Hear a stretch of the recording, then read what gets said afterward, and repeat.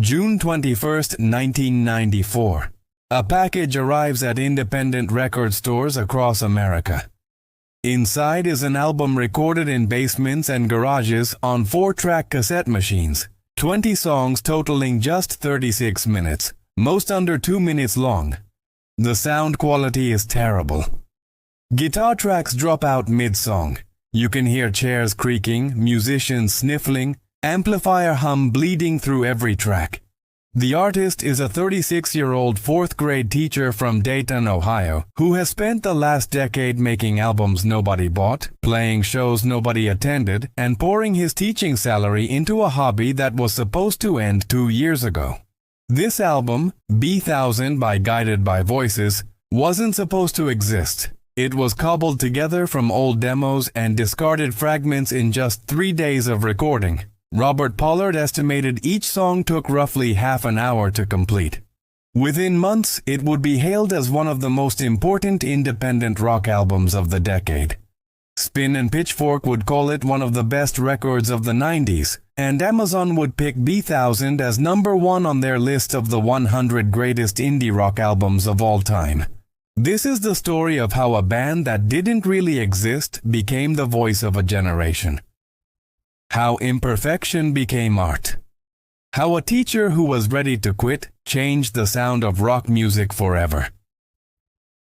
Welcome to the Sound Vault. Every album has a story. This is the story of B1000. Dayton, Ohio, 1983. A city defined by factories, not rock and roll. Robert Ellsworth Pollard Jr. was born October 31, 1957. And for most of his life, he seemed destined for anything but music. Growing up, sports were his main interest. He was pushed by his father to pursue athletics and became a 3-sport star in baseball, basketball, and football at Northridge High School. At Wright State University, Pollard threw the school's first ever no-hitter as a pitcher, but an elbow injury derailed his athletic dreams. After graduating with an education degree, Pollard became a teacher, reasoning that if he had to enter the working world, at least he would have summers off. For 14 years he taught elementary school, eventually settling on 4th grade. He taught physical science to junior high schoolers for one brutal year before deciding 4th grade was perfect. His colleagues liked him, but Pollard kept his distance. He never went to the teacher's lounge, preferring instead to take naps to get rid of his hangover. He had 14 years of that, because Robert Pollard was living a double life. By night and on weekends he was writing songs, dozens of them, hundreds. In 1981 he began playing original songs with fellow Northridge High School alumni Kevin Fennell and Mitch Mitchell. For 2 years they recorded in Pollard's basement under various names. In 1983, Pollard dubbed the project Guided by Voices. The name was perfect. Pollard heard voices. The Beatles, The Who, The Kinks, Cheap Trick. British invasion rock filtered through a Midwestern basement and a hangover. He wrote songs the way some people breathe. Constantly, compulsively, unable to stop. Robert Pollard thought of Guided by Voices as more of a songwriters guild than a band, saying whoever could come over would play. It was just a bunch of friends who could occasionally get together, so it didn't really feel like a band. But Pollard wanted more than a hobby. He wanted to be a rock star. To finance the band's early recordings, Pollard, his brother Jim, and their manager obtained a loan from the Dayton Public Schools Credit Union. In 1986, they recorded their first EP, Forever Since Breakfast, in an actual studio. It was a disaster. Pollard said, "For our first EP, Forever Since Breakfast, we went into a studio and created a very mediocre recording out of a very sterile environment. I thought, fuck that. If we're paying for it and no one's listening to these records anyway, if we're only making them for ourselves, then I'm going to put exactly what I want on them." Kevin Fennell said, "When B1000 came out, we sounded much less professional than we did in 1982. The music was much more spontaneous. This was the Guided by Voices philosophy. Cheap, fast, real. Pollard said that at the time the band's recording style was intended to sound like Beatles bootlegs. Between 1986 and 1992, they released 6 albums. The pressings ran only to between 300 and 1,000 copies of each, and the producers were left with many copies on their hands. These records got almost no response. Family members were embarrassed. His wife wanted him to grow up. His parents told him to get serious about life. Pollard wrote in 2005, "In the early days of Guided by Voices, when no one was listening, I was impatient. I used to tire of people in the band very quickly. I had physical altercations with them. I even resorted to tactics like telling the band I was quitting and we were breaking up, then forming again a month later with new members." By 1992, Pollard had had enough. He was in debt. His family was frustrated. He was teaching full-time and getting nowhere with music. He decided to make one final album, a grand farewell. He called it Propeller. Studio is generous. Guided by Voices recorded wherever they could, basements, garages, kitchens. The equipment was whatever they could afford. 4-track cassette recorders, cheap microphones, guitar amps held together with duct tape. Propeller was to be the last stand of Robert Pollard's disappointing musical career. Over the course of a few months, Pollard put together the best of the best songs and recordings he had. In debt, the band hand-decorated all 500 vinyl copies of the album, each with unique artwork to save money on printing costs. They distributed the albums quietly to friends and a few record distributors. Pollard said goodbye to his dream. Then the phone rang. Propeller reached New York tastemakers such as Matt Sweeney of the band Chavez and Sonic Youth's Thurston Moore, as well as Robert Griffin of the Cleveland-based label Scat Records. Griffin said, "I was getting 100 singles a week and a few albums from new bands when I first heard from Guided by Voices, so I didn't even get a chance to listen to his album for several weeks after I got it. But when I did, it was all I listened to for months. I was totally taken." Griffin contacted Pollard about possibly releasing a 7-inch single. Pollard informed him that no, the band was over and Propeller was their last release. But Griffin's enthusiasm changed everything. Pollard realized that for the first time in his secret music career, an outside party was interested. Scat signed Guided by Voices in 1993. They released an EP and then Vampire on Titus, an even noisier, more lo-fi album, but it was attracting attention. Kim Deal of the Pixies and Thurston Moore of Sonic Youth praised the band. Then came the invitation that changed everything. A showcase at CBGB during the New Music Seminar in July 1993. This was Guided by Voices' coming out party. The band wasn't known as a live act. They had played less than a dozen shows between 1984 and 1986, with their first gig in 6 years happening in Philadelphia in 1992. They had only done 2 dates so far in 1993. The showcase was attended by Henry Rollins, members of the Beastie Boys and Pavement, record collectors, and assorted NYC hipsters. Pollard and company didn't just play, they exploded. They turned lo-fi basement recordings into stadium anthems, complete with microphone whipping, high kicks, and beer. Lots of beer. Suddenly, this band of 30-something Ohioans was the buzz of indie rock. Scat wanted another album, fast. There was just one problem. Pollard had used all his best songs on Propeller and Vampire on Titus. Pollard said, "I was out of song ideas. I was wondering what to do next. What direction we should take it." Then he had an idea. Pollard decided to deconstruct and reconstruct the band's older unused material into new songs. He went through boxes of old tapes, demos, fragments, half-finished ideas recorded years earlier. Only a few new songs were written for the album, among them I Am a Scientist and Gold Star for Robot Boy.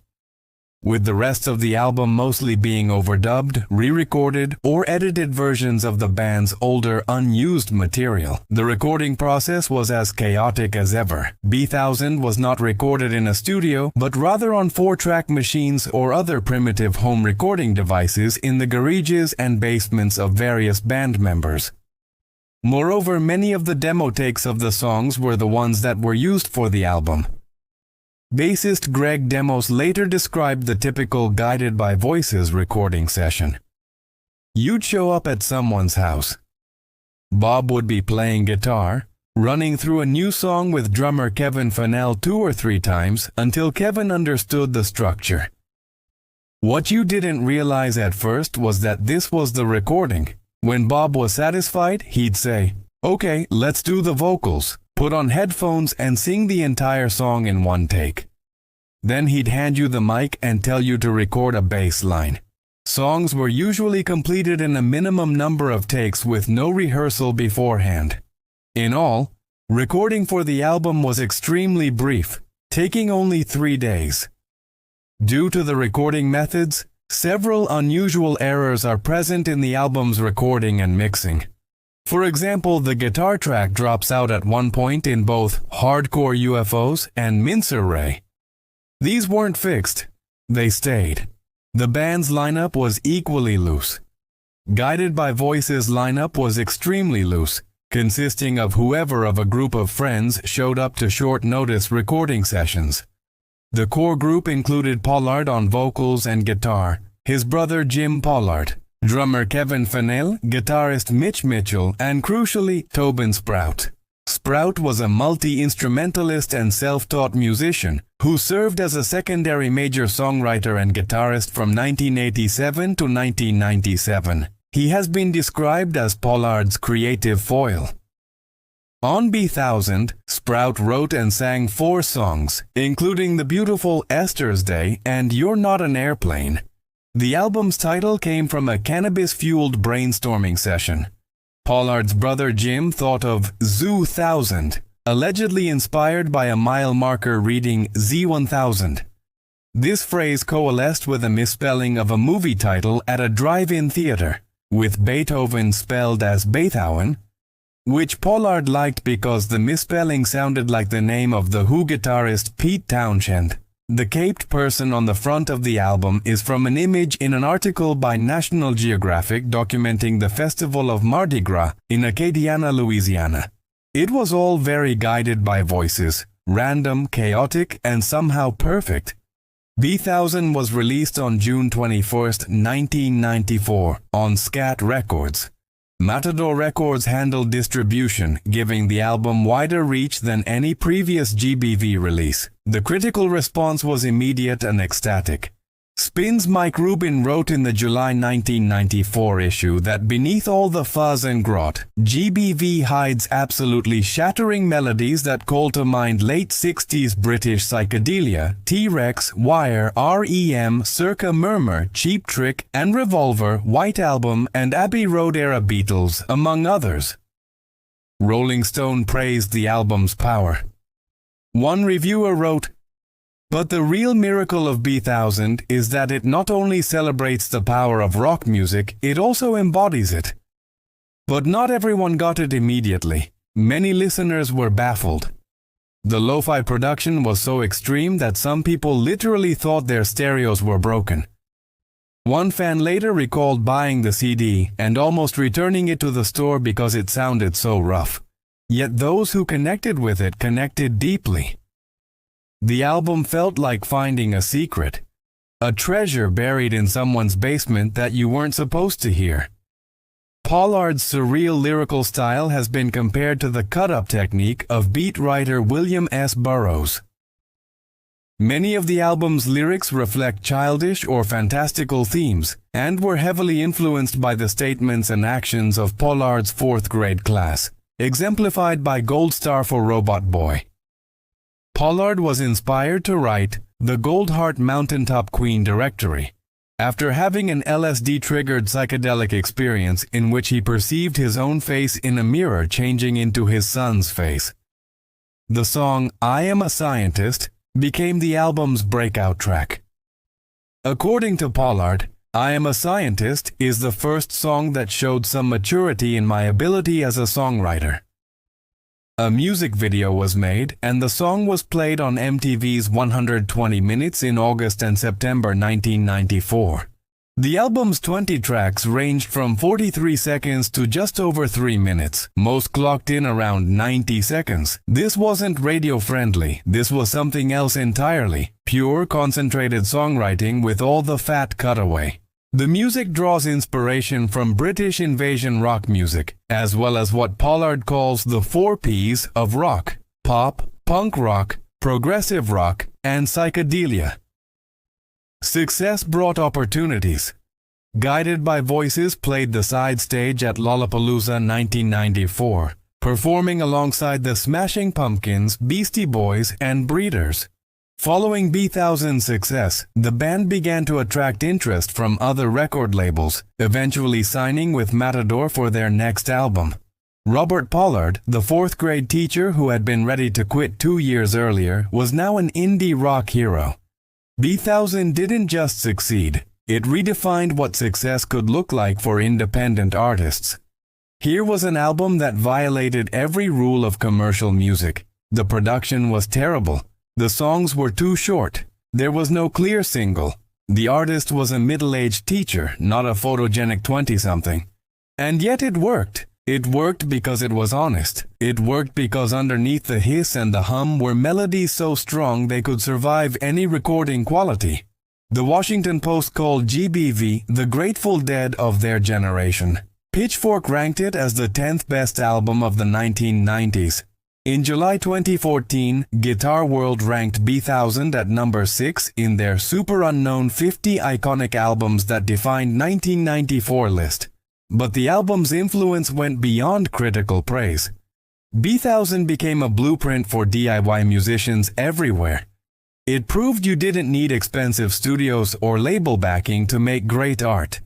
You didn't need to be young or cool or from the right city. You just needed songs and the courage to record them however you could.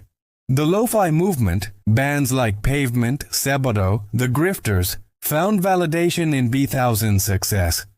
But GBV took it further.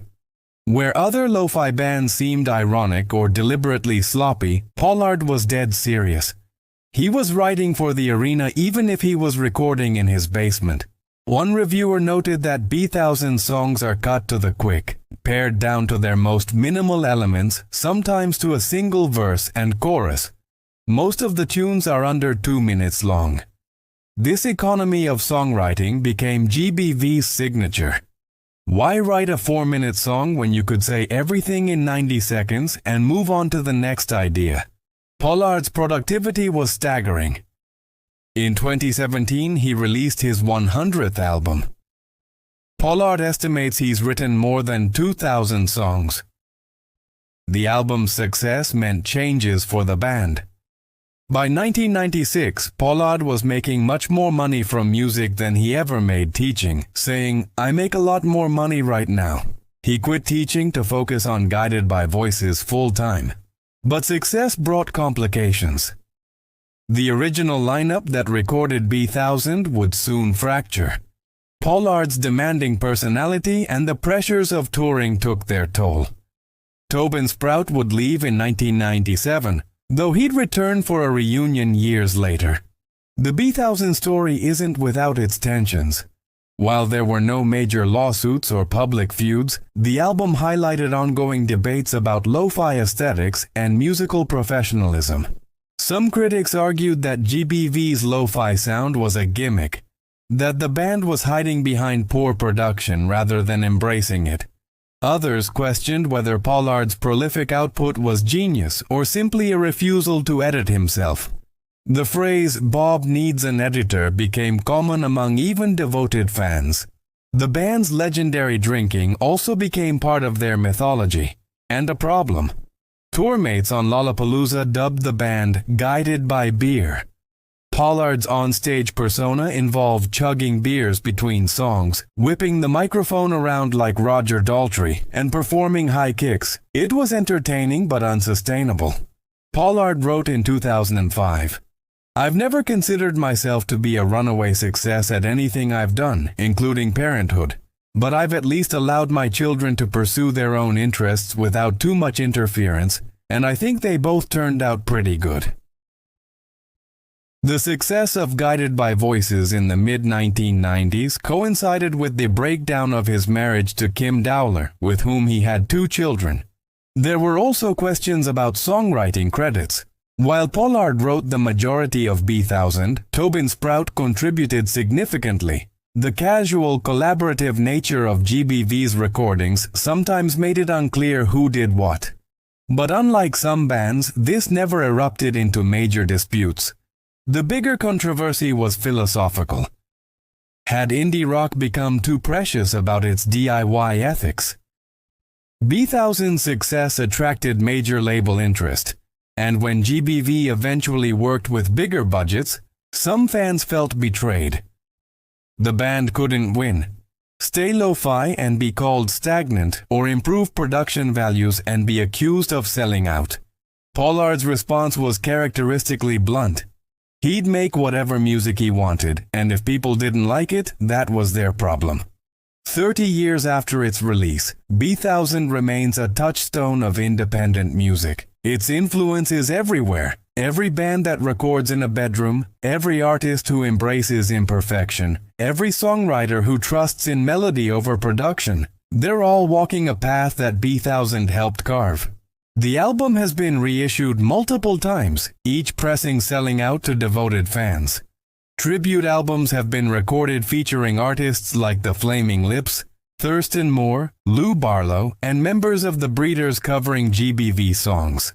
Matthew Cutter's biography, Closer You Are: The Story of Robert Pollard and Guided by Voices, documents the band's history and Pollard's unlikely path to indie stardom. Guided by Voices themselves have had multiple breakups and reunions. The classic lineup reunited in 2010 and recorded 6 new albums before splitting again in 2014. But Pollard has never stopped. He continues releasing albums at an astonishing pace, sometimes multiple records per year. The lessons of B-1000 endure. First, that limitations can be liberating. The album's lo-fi sound wasn't a choice made from abundance. It was necessity. But that necessity forced the band to focus on what mattered: the songs. Second, that authenticity resonates. B-1000 sounds like exactly what it is: a bunch of friends in Dayton making music they love. There's no calculation, no market research, no attempt to sound like what was popular. That honesty connects across decades. Third, that age is just a number. Pollard was 36 when B-1000 made him an indie rock icon, ancient by rock standards. He proved you don't age out of creativity or passion. Finally, that perfection is overrated. The dropped guitar parts, the tape hiss, the chairs creaking, these flaws are what make B-1000 human. In an era of auto-tune and Pro Tools perfection, the album reminds us that imperfection can be beautiful. One writer noted that Pitchfork ranked B-1000 as one of the best of its decade, while Amazon picked B-1000 as number 1 on their list of the 100 greatest indie rock albums of all time. The album continues to find new audiences. Young musicians discovering it for the first time experience the same revelation that 1994 listeners felt. You can do this. You don't need permission. You don't need a big budget. You just need songs. The story of B-1000 is the story of persistence, of believing in your art even when no one else does, of recording album after album for a decade with virtually no audience, because making music isn't a choice, it's a compulsion. Robert Pollard could have quit. He should have quit. His family wanted him to. His bank account demanded it. Logic suggested it. Instead, he kept writing songs. He kept recording in basements. He kept believing that somewhere, someone would understand. And when that moment finally came, when Propeller landed in the right hands, when CBGB erupted, when B-1000 captured lightning, he was ready. Not because he'd prepared for success, but because he'd never stopped doing the work. B1000 teaches us that the path to greatness is rarely straight. It's filled with day jobs and debt, with boxes of unsold albums and embarrassing performances. It's teaching fourth grade while nursing hangovers, taking out credit union loans to press vinyl no one buys, recording songs that no one hears. Until they do. The album also reminds us that sometimes the moment you're ready to give up is right before everything changes. Propeller was supposed to be the end. Instead, it was the beginning. In an industry that worships youth and polish, B1000 celebrated age and imperfection. In a world that demands constant reinvention, it insisted on stubborn authenticity. In an era obsessed with big-budget production, it proved that 4-track cassettes could capture something studios never could. The raw, unfiltered sound of creativity itself. That fourth-grade teacher lying on the floor of his basement at midnight, recording vocals in one take because the tape was running out? He was making history. He just didn't know it yet. B1000 is proof that great art doesn't need perfect conditions. It just needs to exist. This has been the Sound Vault. Every album has a story. And some stories, like Robert Pollard's, remind us why we make music in the first place.